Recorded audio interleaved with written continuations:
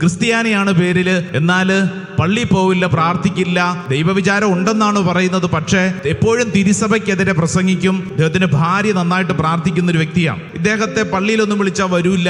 ഹൃദയം കാണുന്ന കർത്താവ് കണ്ടോളും. ഇടവക വികാരി ചെന്നെ ഇയാളോട് പലതവണ പറഞ്ഞു, ചേട്ടൻ പള്ളി വാ, പ്രാർത്ഥിക്ക്. ഓ, ഞാൻ പ്രാർത്ഥിക്കുന്നുണ്ട്, അത് നിങ്ങളെന്നും കാണിക്കേണ്ട ആവശ്യമില്ല. ഇതാണ് അദ്ദേഹത്തിന്റെ ഒരു ശൈലി. ഇദ്ദേഹം ഒരു രോഗം പിടിപെട്ട് നമ്മുടെ കൊച്ചിയിലുള്ള ഒരു ഹോസ്പിറ്റലിൽ അഡ്മിറ്റായി. അദ്ദേഹത്തിന് വേണ്ടി ട്രീറ്റ്മെന്റിന് വേണ്ടി ഒരു വിദഗ്ധ സംഘം തന്നെ വന്നിട്ടുണ്ട്. അപ്പോ 1-ാം ദിവസം കഴിഞ്ഞ് 2-ാം ദിവസം കഴിഞ്ഞ് 3-ാം ദിവസമായി ഇദ്ദേഹത്തിന്റെ രോഗം എന്താണെന്ന് ഈ ഡോക്ടർമാർക്ക് മനസ്സിലാവുന്നില്ല. അപ്പൊ ഒരു ദിവസം ഇദ്ദേഹം ഡോക്ടർമാരെ വിളിച്ചിട്ട് പറഞ്ഞു, നിങ്ങൾ എന്നെ ഇവിടെ കിടത്താൻ തുടങ്ങിയിട്ട് 3-4 ദിവസമായി, ഞാൻ ആകപ്പാടെ ക്ഷീണിതനാണ്, നിങ്ങൾ എന്തെങ്കിലും ചെയ്യുന്നുണ്ടോ? ഇതെന്താണ് ഇങ്ങനെ കിടത്തിയിരിക്കുന്നത്? എത്ര പണം വേണമെങ്കിലും ചെലവഴിക്കാം, ഇനിയിപ്പം മരുന്ന് കിട്ടാൻ ഇവിടെ ഇല്ലെങ്കിൽ വിദേശത്തുനിന്ന് വരുത്താം, നിങ്ങൾ പറഞ്ഞാൽ മതി, എനിക്ക് ബിസിനസ് കാര്യങ്ങൾ ചെയ്യാനുള്ളതാണ്, ഞാൻ ഇങ്ങനെ ഈ ആശുപത്രി കിടന്ന് എങ്ങനെ കാര്യങ്ങളൊക്കെ ശരിയാവും? സീനിയർ ഡോക്ടർ മുമ്പോട്ട് വന്നിട്ട് ഇയാളെ തൊട്ടുകൊണ്ട് പറഞ്ഞു, സാറേ, സാറ് പറയുന്നതൊക്കെ ശരിയാ, പക്ഷേ സാറിന്റെ രോഗം ഒന്ന് കണ്ടുപിടിക്കാൻ പറ്റണ്ടേ സാറേ? കുറെ ദിവസമായി ഞങ്ങൾ കിടന്ന് പരിശ്രമിച്ചുകൊണ്ടിരിക്കുകയാണ്. ഇതൊരു പ്രത്യേക കേസാണ് സാറേ. മരുന്ന് വിദേശത്തു നിന്നൊക്കെ വരുത്തുന്നതൊക്കെ ചെയ്യാം, പക്ഷെ അതിനു മുമ്പും രോഗം കണ്ടുപിടിക്കണ്ടേ? ഇത് കേട്ട് കഴിഞ്ഞപ്പോ ഈ മനുഷ്യൻ പിന്നെ ഒന്നും മിണ്ടിയില്ല. കിടപ്പില് കണ്ണിങ്ങനെ മോളിലേക്ക് നോക്കി. നാളുകൾക്ക് ശേഷം ഇയാള് വിളിച്ചു, ദൈവമേ. ICU എന്ന് പറയുന്നത് എന്തുവാ? കണ്ടിട്ടില്ല ആശുപത്രിയിലൊക്കെ?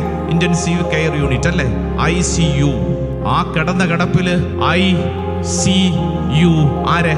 ദൈവമേ, നിന്നെയാണ് ഞാൻ കണ്ടത്. ഞാൻ അവിടെ ചെന്നപ്പോ ആ വാർഡിന്റെ ഇൻചാർജായിട്ട് നിൽക്കുന്ന വ്യക്തി എന്നോട് പറഞ്ഞു, അച്ഛാ, നമുക്കൊരാൾക്ക് വേണ്ടി പ്രാർത്ഥിക്കാം. ഞാൻ ചോദിച്ചു, ആർക്ക് വേണ്ടി? ഇയാളുടെ പേര് കേട്ടപ്പോഴേ ഞാൻ പറഞ്ഞു, എന്റെ പൊന്നു ചേട്ടാ, അങ്ങോട്ട് പോയിട്ട് കാര്യമില്ല. പള്ളി പ്രാർത്ഥന എന്ന് പറയുന്നത് ഒരു താല്പര്യമില്ലാത്ത മനുഷ്യനാണ്. ഈ വാർഡിൽ അവിടെ ഇൻചാർജായിട്ട് നിൽക്കുന്ന വ്യക്തി എന്നെ കൈക്ക് പിടിച്ചു കൊണ്ടുപോയി. എന്റെ ഉള്ളിൽ വിഷമമുണ്ട്. കാരണം ഇയാള് അച്ഛന്മാരും പ്രാർത്ഥന ദൈവകാര്യം എന്ന് പറഞ്ഞു കഴിഞ്ഞാൽ ഇയാൾക്ക് ഇഷ്ടമല്ല, അലർജി പോലെയാ. ഞാൻ അവിടേക്ക് ചെല്ലുമ്പോ ഇയാൾ ഇങ്ങനെ കിടക്കുക. എന്നെ കണ്ടോണ്ട് പറഞ്ഞു, ഇങ്ങ് വരാൻ പറഞ്ഞു. ഞാൻ അടുക്കലോട്ട് ചെന്നപ്പോ എന്റെ കൈക്ക് ഇങ്ങനെ ചേർത്ത് പിടിച്ചു, ഇവിടെ ഇരിക്കാൻ പറഞ്ഞു.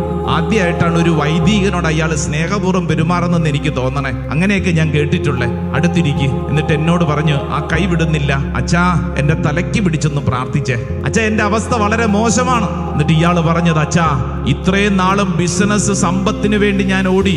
ഈ കിടപ്പിനിടയിൽ ഞാനൊരു കാര്യം മനസ്സിലാകുന്നു, ഞാൻ ഉണ്ടാക്കിയതെല്ലാം വെറും ആ നോട്ടുകെട്ടുകൾ, വെറും കടലാസ് കഷണങ്ങൾ. ഒരിക്കൽ ഇതിന് വിലയുണ്ടായിരുന്നു, ഇപ്പൊ വിലയില്ല. ദേ വചനം അതാണ്. മരണത്തിന് ശിക്ഷിക്കപ്പെട്ടെന്ന് എനിക്ക് തോന്നി, എന്നാൽ അത് എന്നിൽ തന്നെ ആശ്രയിക്കാതെ ദൈവത്തിൽ ആശ്രയിക്കുന്നതിന് വേണ്ടി അത്രേ.